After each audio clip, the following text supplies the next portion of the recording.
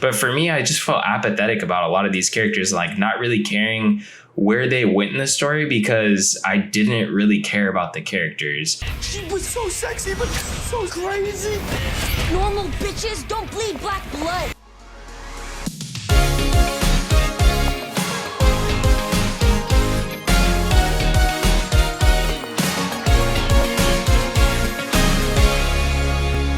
What's up, YouTube? Drive-By Movies here. You are watching Fresh releases. My name is James. My name's Blaze. And today we are checking out the new Netflix horror thriller, Fear Street, Part 1, 1994. You can't stop it.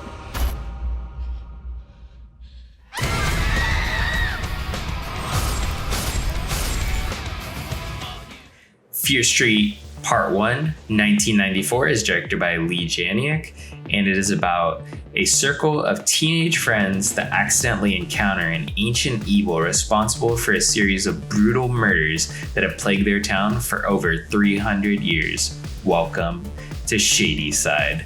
So this is based on the popular RL Stine of series of young adult novels. This isn't based on like the Goosebumps series, but essentially Fear Street was a series that was popular in the 90s and early aughts, where it was like a slightly more adult, but it's still kind of for young adults version of Goosebumps. I never really got into these books. I think I read, all the classic Goosebumps back to front, and then I kind of fell out of the kind of that horror, I guess, novels. Really, I read like some science fiction at the time when I was getting older, but I didn't really go back to like all the horror novels. I think I then found my love of horror movies, which are very different from novels, especially in themes and kind of how they are, and especially the scares, of course, because they're very different getting scared from a book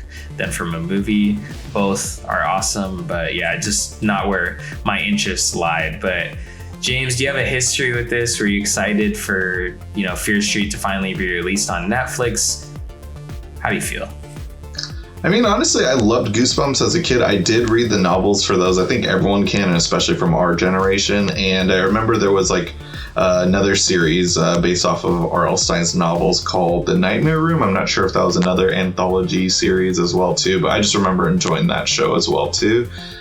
Fear Street isn't one that I'm really familiar with, and honestly, I wish I did the research on what the covers look like, because probably I would remember them. I remember every time I went to Borders as a kid and stuff, those were the first things I'd go look at, just the covers and stuff. I appreciated Goosebumps covers, like my VHS collection. I just love the crazy horror artwork and stuff, but unfortunately, I just can't recall Fear Street off the top of my head, but I feel like if you showed me a cover, I'd probably remember a few of them. But yeah, I just went in just really excited to see a rated R Netflix horror film, and the fact that Netflix was really stoked on this to be like, they approved a trilogy. So like, that's very rare. They just like went from the get-go, just said, here you go, here's money to produce this movie. We want you to make 3 of them, and we believe in you. And I hope for the best. And honestly, I freaking hated this movie. I was not a fan whatsoever. I mean, I was a fan of some things, I guess, but we'll get into why I didn't like it. But I'm seeing that critics like it. It seems to be getting decent reviews by fans of horror genre and stuff. But I feel like just an old fart, and just thinking like this is just like a stupid like rip off of other movies. Like, you can say it's an homage to or love letter to some of the horror films, but I wasn't into it. Yeah, I think along the lines, I enjoyed the fact that it was an homage, but how far can an homage go? I feel like this really tests the waters with that. I think the things that I didn't enjoy about this movie was kind of the marvelization of horror movies. It just had a vibe to it that just didn't seem quite like, I wasn't drinking the Kool-Aid. I can't really quite explain it, but I felt like this was essentially if Marvel made a horror movie, this is what we would get. It just had a vibe where everything was just very self-righteous in the film. Everything, like there was kind of a reasoning for everything. And I feel like every horror movie that I've watched that has violence in it, there's usually no explanation for anything, and the violence is hardly ever explained. It's extremely grotesque. Not saying that that's the best thing ever and everything has to be done that way. I just felt that this film didn't have an air of authenticity with the way that everything seemed like it had to be so like every scene in the movie just had a feeling that it was almost like better than me for watching it or something. I don't know how to explain it. It's just like sometimes you get a vibe. You walk into a room and you're like, maybe I shouldn't be here. I need to go back to the VHS section in the horror movie, basically in the video rental store, where I gotta go find the horror section, where I still had to, for some reason, walk past the curtain because they put it next to the porn to really shame me. But yeah, this film didn't give me that same vibe. Right. Yeah, no, I kind of see what you're saying, honestly. Like, and I kind of get that, like, same vibe and stuff where just like, oh, you don't understand that. Like, it felt like kind of like a Rick and Morty toxic fan base of people are saying, like, this movie's not for you. You just, like, don't understand it and stuff. I'm like, no, I feel like I did and stuff. It just wasn't for me and stuff. I feel like this is a great movie to show to people who aren't too into horror films. They're probably gonna love this and stuff, but it just feels way too over the top with the nostalgia feeling of it too. Like, I was 4 years old when this movie takes place, so I don't remember a whole lot from the year 1994, but I remember I did not get my first computer till about 1999, maybe 2000, and that was a Windows 95 computer. I swear at one point they do a zoom in shot of the kid using the chat message room and it says Windows 2000 on it. I could be wrong, but like, was Windows 2000 out by that point? Like, I swear, because ME came out in 99. Oh, okay, gotcha. But dude, that's cutting edge. Like, back in the day, if you had any Windows version, like when it came out, like that means you just got that computer. People weren't building PCs back in the day as much as like PC building is, a hobby now. Like, back in the day, it's like you just bought some gateway computer at, I don't even know if Best Buy was around at the time, probably even Walmart or wherever you bought your gateway computer or your Compaq Presario. And that was a family computer, and you had that thing for 5, maybe 10 years, depending on how frugal your family was, essentially. But yeah, I mean, the part where they're in chat rooms, like messaging, that definitely hits me in the nostalgia feels. But that was 2000, probably 2002. So that's like much it's not 94, let's be honest here. Yeah, and I assume that computer had to have been expensive, but they're advertised as being like, a family that's struggling and stuff. Like, there's no mother in that household, and the father, as they keep saying, is a drunk. He's never around and stuff. So I'm like, all right, cool. They can afford a computer and stuff, but whatever. I'm not gonna like go into like little things like that, but just like also. The needle drops in this movie were driving me insane. Like, oh, you remember the Pixies? Let's end the movie with a one-liner about the Pixies and stuff. Well, it wasn't like the very end of the movie, but I just remember like that was line like, I swear tomorrow we're gonna survive this. We're gonna cuddle, make out, and listen to the Pixies. I was like, oh my god, cringe. And just like hearing those, like all those like 90s hit songs. Within the first 10 minutes of the movie, I swear there's like 20 songs that are introduced to us, like, and just smacking me in the head. You remember this 90s song? Remember this 90s song? Remember this 90s song? Like, I was just like, oh my God, 9 Inch Nails. Like, all these songs are just coming in like way too hot and way too fast and stuff. Like, so that was like just driving me crazy and stuff. And I don't know if something was wrong with my TV, but the opening murder scene was overly red and blue and stuff, like to where almost I couldn't see anything and stuff. The rest of the movie colored out fine and stuff, but yeah, I was just a little tripped out to that scene. Look a little weird for you at all? I mean, they definitely have like giallo influences, I guess you could say, or it was just cheaper to shoot it like that. Maybe, I'm not really sure. But yeah, that didn't bother me. It definitely was overly colored, but I got like, Suspiria or giallo vibes. Not necessarily movies that were popular in the 90s, of course, but popular to horror culture as a whole. So I can see those homages and appreciate them. As for the needle drops, for me, I definitely see that could have bothered you and other people, because I like, even going into the movie, I was seeing a ton of tweets about the needle drops, and I thought, oh man, this is going to be something that's probably super annoying. This is going to be a Guardians of the Galaxy-esque, like, let's just throw in as many songs here and bump up that music budget and music licensing budget, but I didn't think it bothered me too much because I think all the songs that they chose it could be almost like background noise in a mainstream movie at the time. Like they didn't always have to be a needle drop. Like it could just be part of the soundtrack. They were needle drops in this film, but I felt like they didn't bother me because the songs, I mean, yeah, I guess they're kind of played out, but I guess for me, I don't have that much of like 90s music experience because growing up in the 90s, like myself, I was like a weird child that hated music. Like I appreciate music now, but like I hated music as a kid. Like I never listened to any music. I didn't even like start listening to music till I was like in high school. So I don't have like I know 90s music, but to an extent. So there were a lot of songs that you hear and a lot of stuff that's trying to harken back to the 90s, but it didn't really bother me because I didn't hear some of those. There were some Usual Suspects, but I feel like they left out some that could really piss some people off. Right, yeah.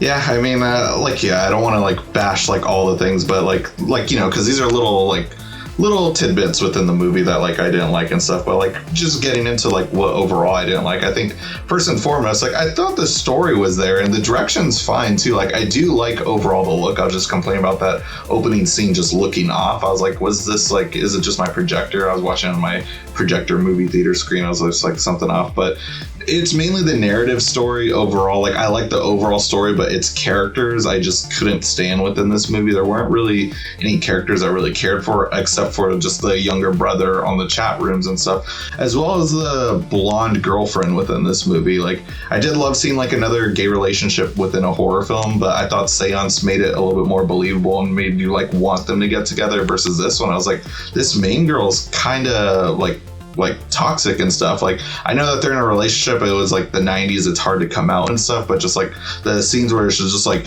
you abandoned me and stuff, and like you never wanted to come out and stuff. Like you can't force a girl to do that and stuff. Like she comes out when she's ready and stuff. So that didn't make me like her, especially since she was the main character and we're spending the most time with her. I was just like, I'm not really into her. And then also she almost murders her best friend. Like I know she gets a bloody nose showing that like she was kind of possessed in that moment, but no, she was still gonna do some stuff to like mess them over and cause that accident regardless. Like granted, that annoying boyfriend Peter, he was doing illegal stuff that would upset the hell out of me too, but just like overall, just like all these kids are terrible and stuff. Like there wasn't really any characters I like. It's really just the younger brother in this movie that I really kind of rooted for. Other than that though, I was just like, let them all die. And there were some cool kills towards the end with them.